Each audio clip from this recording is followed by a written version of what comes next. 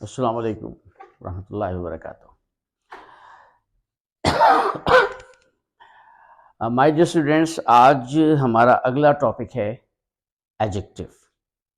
परसों जो हमने कुछ प्रोनाउंस का इस्तेमाल कराया था, वो हमने हल्का सा टच दिया था और तबीयत भी ज़रा ख़राब थी तो सही से क्लास ले नहीं पाया था। बहरहाल उसको हम रिपीट करेंगे। आज हमारे पास एडजेक्टिव है और एक ऐलान और करूँगा कि आज एडजेक्टिव के बाद कल एक क्लास और होगी। उसके परसों से जितनी हमने ग्रामर की है बशमूल टेंसेस, हम उसको रिपीट करेंगे बहुत डिटेल में। तो मेरी तमाम स्टूडेंट्स से और तमाम जो लोग हैं उनसे गुजारिश है कि आप उसको ज़रा कॉशियसली देखें। हर टेंस पूरी तफसील के साथ होगा इंशाल्लाह, और इसी तरह पूरी ग्रामर हम जितनी पढ़ चुके हैं वो हम डेप्थ में जाएंगे। और अगला स्टेप जो है एडवांस क्लास हमारी इसके बाद होगी। मैं ये चाह रहा हूँ ताकि इस पर आपको निस्बतन कमांड हासिल हो जाए, तो हम उसके बाद फिर आगे बढ़ें। तो आइए एडजेक्टिव देखते हैं। पहली बात तो ये वाज़ेह कर दूं कि अक्सर मैंने सुना है कि लोग इस लफ्ज़ को जो प्रोनाउंस करते हैं वो एडजेक्टिव करते हैं। एडजेक्टिव कोई लफ्ज़ नहीं है। लिखा ज़रूर जाता है एडजेक्टिव, लेकिन पढ़ते उसको एडजेक्टिव हैं। अंग्रेज़ी का एक चलते चलते उसूल बता दूं कि जे से पहले जब भी डी आता है, डी को हम ओमिट कर देते हैं, तो सही तलफ़ुज़ एडजेक्टिव बनता है, नॉट द एडजेक्टिव। एडजेक्टिव का की तारीफ यह है कि हर वो लफ्ज़ जो किसी चीज़ की किसी भी दर्जे में सलाहियत को ज़ाहिर करे, उसकी ख़ासियत को ज़ाहिर करे, ख़्वाह वो बुरी हो या अच्छी, वो चाहे नमकीन हो या मीठा, वो किसी भी किस्म की हो, उसको हम एडजेक्टिव कहते हैं। कोई काला है तो ये उसका एडजेक्टिव है। ये अगर गोरा है तो भी है। बुज़दिल है, बहादुर है, अच्छा है, बुरा है, गरीब है, अमीर है, ये सब एडजेक्टिव हैं। तो एडजेक्टिव का मतलब यह हुआ कि वो लफ्ज़ जो किसी चीज़ की हैसियत को, उसकी किसी भी सिफत को, उसकी किसी क्वालिटी को, उसकी किसी खासियत को बयान करे, उसको हम उर्दू में इसमें सिफत और या उसमें हम इंग्लिश में एडजेक्टिव कहते हैं। एडजेक्टिव अंग्रेजी में अ, दो तरह के होते हैं, लेकिन हम उसको थोड़ा सा बढ़ा लेते हैं, तीन तरह से होते हैं। हम उसको अब थोड़ा सा बताएंगे ज़्यादा। कुछ अल्फाज हमारे पास ऐसे होते हैं जो हमारे पास अ, उनकी जब अच्छा एक जब एडजेक्टिव होता है तो उसके दर्जे होते हैं। उसको हम कहते हैं positive degree, base degree, comparative degree और सुपरलेटिव डिग्री। तो बेस डिग्री या पॉजिटिव डिग्री। दूसरा हमारे पास होता है कंपैरेटिव, आपको इसी से मालूम हो रहा होगा कि ये मुकाबले की तरफ लेके आता है। और तीसरा हमारे पास है सुपरलेटिव, इससे भी आपको अंदाजा होगा कि ये सबसे सुपीरियर होता है। अच्छा भाई, अब देखिए एक लफ्ज है, क्या लिखूं? ब्यूटीफुल।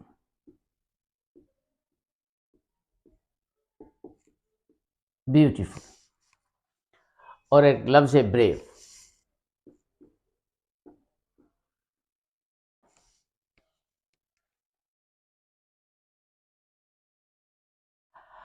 ये लफ्ज हमारा जबान की एक ही हरकत से अदा हो रहा है, ब्रेव।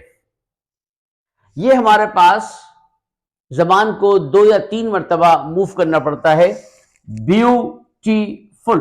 तो वो लफ्ज जो जबान की 3 हरकतों से अदा हो, दैट्स कॉल्ड मल्टी सिलेबिक। वजाहत के लिए हम 3 सिलेबिक कह देते हैं। और ये है हमारे पास मोनोसिलेबिक। मोनो मानी एक होता है, और मोनोसिलेबिक वो अल्फाज जो जबान की एक ही हरकत से अदा हो जाएं, दैट्स कॉल्ड मोनोसिलेबिक। तो जो मोनोसिलेबिक है एडजेक्टिव, उसके कंपैरेटिव और सुपरलेटिव बनाने का तरीका यह है कि इन लफ्जों के आखिर में हम ई आर लगा देते, ई है तो आर लगा देंगे, ब्रेवर। और सुपरलेटिव दा के साथ आता है, द ब्रेवेस्ट। और ब्यूटीफुल जो मल्टी सिलेबिक है, ये ब्यूटीफुल, तो इसके लिए हम मोर लगाते हैं, मोर ब्यूटीफुल।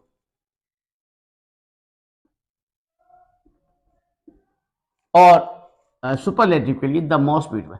आपको सुपर से अंदाजा हो गया होगा कि ये वो होता है जिसके मुकाबिल कोई नहीं। The most beautiful, beautiful, more beautiful, the most beautiful, brave, braver, bravest. तो ये 3 दर्जे हमारे पास थे। इसका इस्तेमाल का एक थोड़ी सी मिसाल दूं, फिर हम आगे चलेंगे। कि ये क्लास के 4 लड़के हैं। अब ये लड़के जो 4 हैं, दे आर द टॉलर्स, ऊपर नीचे सब टॉल।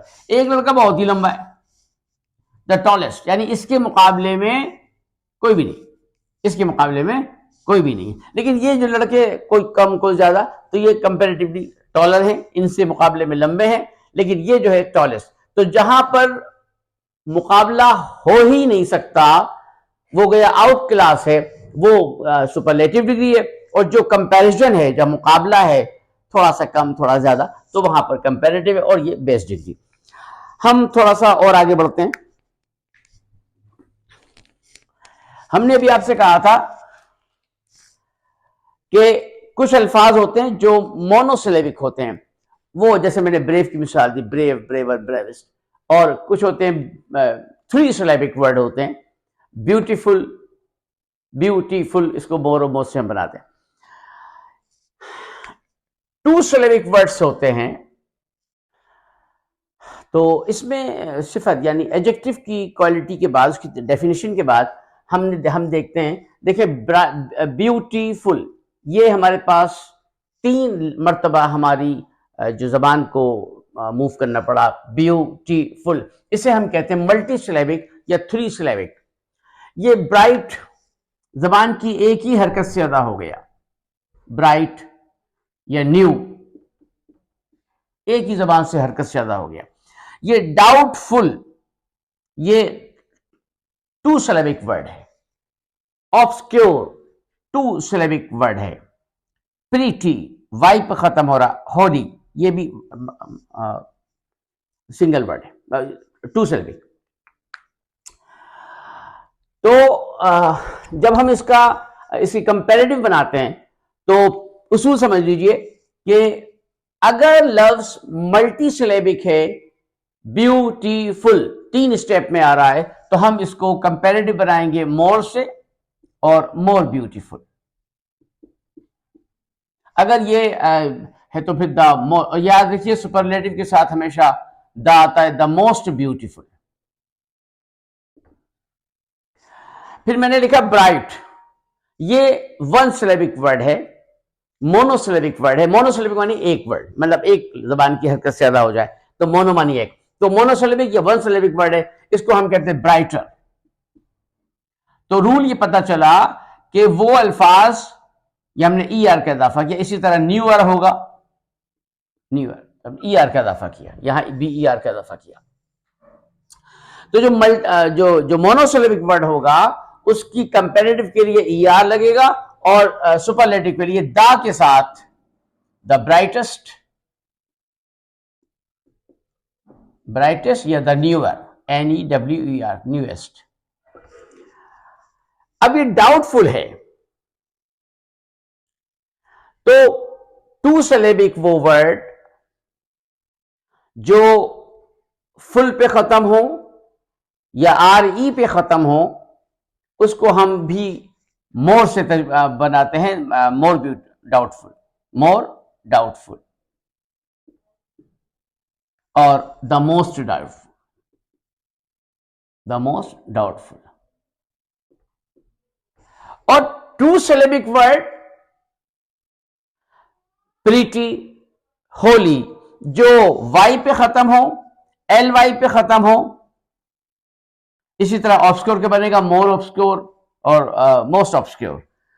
प्रीटी को जब हम बनाएंगे, तो हमारे पास फिर जो फार्मूला होगा, द प्रीटियर, प्रीटियर, हमने ER लगा दिया, जैसे हमने इस वाले में ER लगाया था।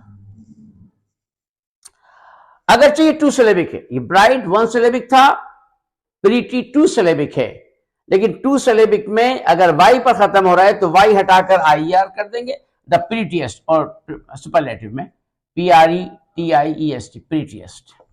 इसी तरह होली में होलियर आ जाएगा, IER, holier, the holiest, IEST, holiest, ये दा के साथ। तो अब हमारे पास उसूल क्या बना, हम इसको थोड़ा सा यूं लेके चलते हैं कि अगर कोई लफ्ज हमारे पास मोनोसिलेबिक होगा, वन सिलेबिक होगा, तो उसमें ER और EST लगाएंगे बितरतीब कंपैरेटिव सुपरलेटिव बनाने के लिए।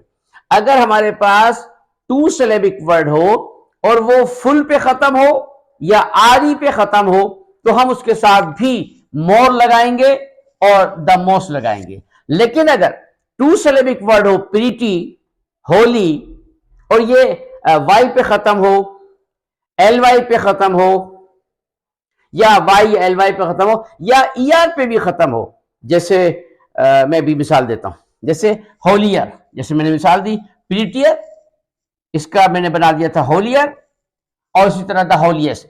एक लोग और लिख देता हूं मैं, जगह नहीं है यहां पर, क्लेवर, सुन लीजिए, क्लेवर। क्लेवर को जब हम लिखेंगे तो ER पे खत्म हो रहा है, उसका जो कंपेरेटिव बनेगा द क्लेवरर, कंपेरेटिव बनेगा क्लेवरर, और या the क्लेवरिस्ट।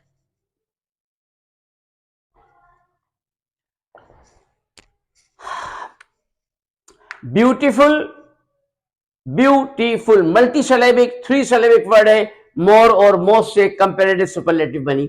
Bright one syllabic word है, न्यू वन सिलेबिक वर्ड है, प्रीटी टू सिलेबिक वर्ड है लेकिन वाई पे खत्म हो रहा है, होली टू सिलेबिक वर्ड है, LY पे खत्म हो रहा है, क्लेवर टू सिलेबिक वर्ड है लेकिन वो ER पे खत्म हो रहा है। तो अगर कोई लफ्ज हमारे पास ER, Y और LY पे खत्म हो, तो उसकी कंपैरेटिव बनाने के लिए IER लगाते हैं और सुपरलेटिव के लिए IEST। लेकिन अगर वही टू सिलेबिक वर्ड फुल और री पे खत्म हो, जैसे हमने ये ऑब्सक्योर और ये डाउटफुल लिया, तो हम इसके साथ भी मोर और मोस्ट बनाएंगे।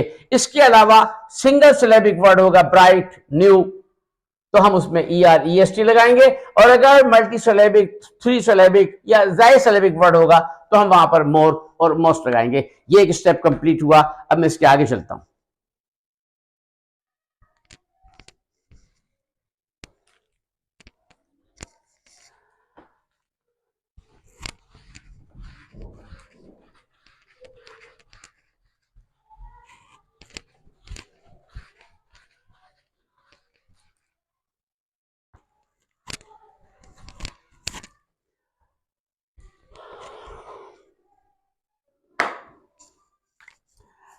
एक जुमला है कि तुम इतने ज़हीन हो, तुम इतने ही ज़हीन हो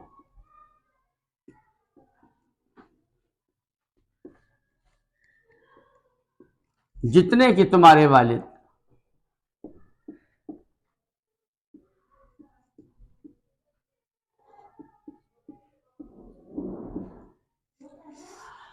तुम इतने ज़हीन नहीं हो, तुम इतने ज़हीन नहीं हो, ज़हीन नहीं हो जितने के जैसे कि तुम्हारे वालिद।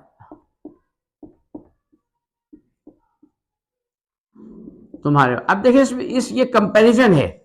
इस कंपैरिजन में दो बातें हैं, एक पॉजिटिव है, एक नेगेटिव है। एक है कि तुम इतने ज़हीन हो जितने कि तुम्हारे वालिद, तुम इतने ज़हीन नहीं हो जितने कि तुम, ये नेगेटिव है, ये पॉजिटिव है। तो हम क्या करते हैं इसको बनाने के लिए कि you are as genius intelligent, you are as intelligent, चलो एक ही बात, you are as intelligent as your father. तो रूल क्या बना, एज के बाद एडजेक्टिव पॉजिटिव डिग्री, और फिर एज, और फिर बाकी जुमला। एज एडजेक्टिव फिर एज, ये एज का दोनों तरफ कॉम्बिनेशन अफर्मेटिव के साथ होगा, और अगर नेगेटिव बनाना मकसूद होगा तो एज भी सही है, लेकिन किस तरह होगा, you are not as genius, so intelligent as your father.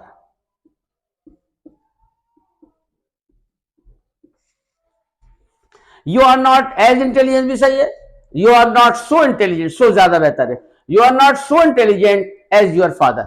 आखिर में सो नहीं आएगा, एडजेक्टिव से पहले नेगेटिव के लिए सो भी लगा सकते हो, बल्कि लगानी चाहिए, एज भी चलेगा, लेकिन एज से ज्यादा बेहतर सो है। तो यू आर नॉट सो, ये सो अफर्मेटिव में इस्तेमाल नहीं होगा, ये बात ध्यान में रहे। नेगेटिव बनाना होगा तो हम सो लिख सकते हैं, लेकिन पॉजिटिव कंपैरिजन होगा तो हम सो नहीं लिखेंगे, एज ही आएगा। ठीक है साहब, यहां बात में आएगी ना। तो भाई यू आर एज इंटेलिजेंट, तुम इतने ही ज़हीन हो जैसा कि तुम्हारे वालिद। You are not as intelligent, या you are not so intelligent as, इसमें सो आएगा, इस एडजेक्टिव से पहले, एडजेक्टिव के बाद सो नहीं आएगा। A boy of 18 years is as tall, is often as tall as his father. A boy of 12 years, 10 years is not as so tall as his father. A boy of 18 years का बच्चा अपने वालिद की तरह अक्सर लंबा होता है, कद बराबर होता है, लेकिन 10 साल का बच्चा अक्सर अपने बाप की तरह, अपने वालिद की तरह कदावर नहीं होता। तो ये जो कंपैरिजन है, इसको ध्यान में रखिए। A boy of 18 years is often as tall as his father. A boy of 10 years is not as, या सो नेगेटिव के लिए ज्यादा बेहतर है, नेगेटिव के लिए सो कहीं ज्यादा बेहतर है, और बाकी सिलसिला वैसे। तो ये इस्तेमाल था। हम अगला स्टेप लेकर लेते हैं,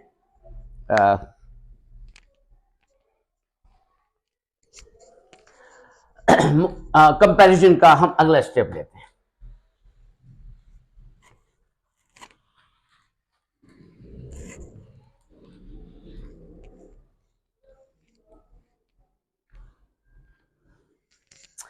अगर हमें जुमला ये कहा जाए,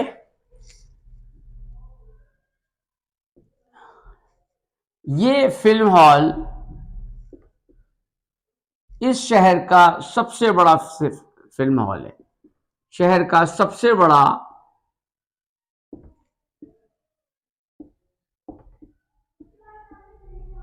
फिल्म हॉल है।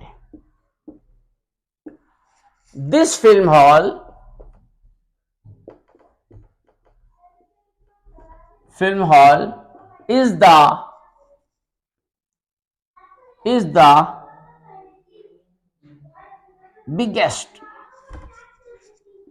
is the biggest film hall या सिनेमा हॉल, कुछ भी कह दें, फिल्म हॉल या सिनेमा हॉल कर दें, एक ही बात।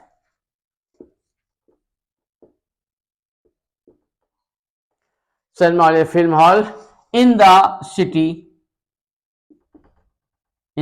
सिटी या ऑफ द सिटी। तो सुपरलेटिव डिग्री का मतलब यह होगा कि no one is there to compete.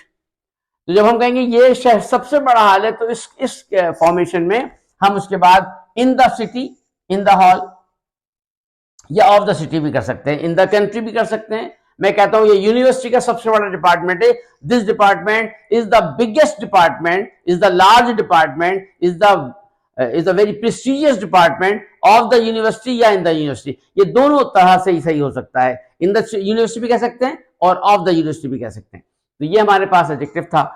और जब हम किसी चीज को पैरेलल इंक्रीज या डिक्रीज करते हैं तो अमूमन दा के साथ कंपैरेटिव इस्तेमाल होता है। जैसे मैं आपको एक मिसाल और दूं,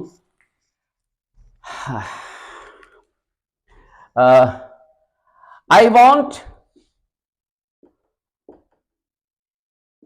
want the bigger the larger house, the bigger the colder house. मुझे एक बड़ा घर भी चाहिए और ठंडा घर भी। ये ऐसा, जैसे मैं आपसे कहूं कि ही बिकेम, ये डिक्रीज हो या increase, he became less and less, ये ऐसे एंड लिख देता हूं भाई, and less interested in the subject, जो भी है। तो ही बिकेम लेस, वो कम, वो उसकी दिलचस्पी कम से कमतर होती जा रही है। मुझे एक बड़ा और बेहतरीन और ठंडा घर चाहिए। तो जहां हम किसी को कंपैरिजन देते हैं तो हम वहां पर यह सिलसिला इस्तेमाल कर सकते हैं। और मैं आपको एक मिसाल और अभी देता हूं। जैसे मैं आपसे कहूं कि the weather is becoming colder and colder, the weather,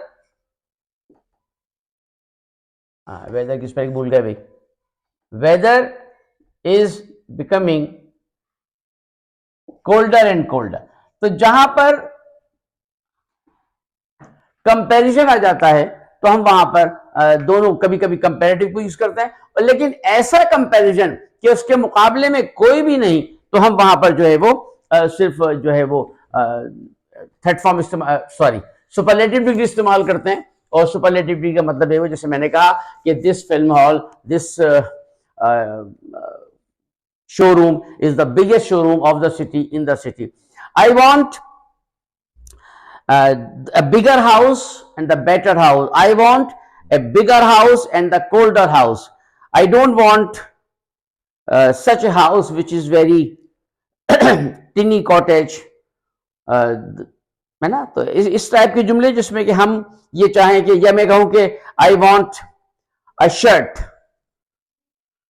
I want a shirt which must be या शुड बी, कंस्ट्रक्शन दूसरी बदल जाएगी, इसको हम हटा देते हैं। तो ऐसे कंपैरिजन जिसमें कि हमें मुकाबला करना हो तो हम वहां पर कंपैरेटिव भी यूज करते हैं और सुपरलेटिव भी यूज करते हैं। तो आज का हमारे पास ये एडजेक्टिव था। इसमें दा के साथ जो कंपैरिजन है वो कंपैरेटिव का भी होता है। जब हम किसी चीज को ग्रेजुअली डिक्रीज करें